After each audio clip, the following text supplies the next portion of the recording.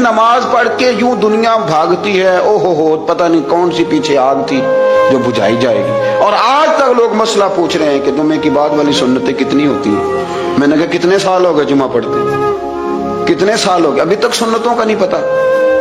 अभी तक ने इल्म के पहले कितनी रखते हैं और बाद में कितनी रखते हैं। फजर की सुन्नतें कब पढ़नी चाहिए, सुनो फजर की सुन्नतों के बारे में। मेरे रसूल करीम सैयद आलम सल्लल्लाहु ताला अलैहि वसल्लम से एक सहाबी ने पूछा था, हुजूर मेरी फजर की सुन्नतें रह गईं या रह जाती हैं तो हुक्म क्या है, क्या अंदाज है हुजूर का। बुखारी मुस्लिम के लफ्ज सुनो, हुजूर सैयद आलम सल्लल्लाहु अलैहि वसल्लम फरमाने लगे, उसने क्या पूछा था, हुजूर जवाब क्या देते हैं, फरमाया फजर की सुन्नतें कभी ना छोड़ना, फजर की पहली 2 सुन्नतें कभी ना छोड़ना। या रसूल अल्लाह सल्लल्लाहु ताला अलैहि वसल्लम मेरी रह गई हैं, रह जाती हैं। फरमाया फजर की 2 सुन्नतें न छोड़ना, फरमाया फजर की पहली 2 सुन्नतें मुझे दुनिया और दुनिया के अंदर जो कुछ है वो सबसे ज्यादा प्यारी है।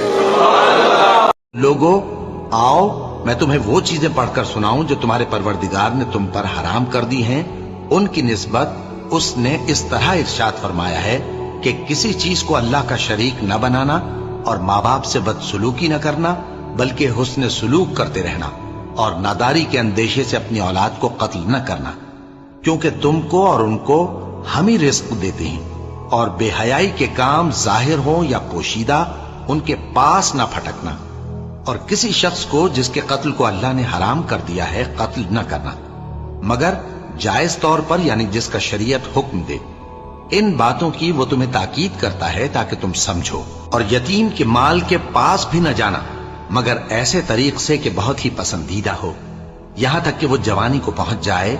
और नाप और तोल इंसाफ के साथ पूरी पूरी किया करो। हम किसी को जिम्मेदार नहीं बनाते मगर उसकी ताकत के मुताबिक।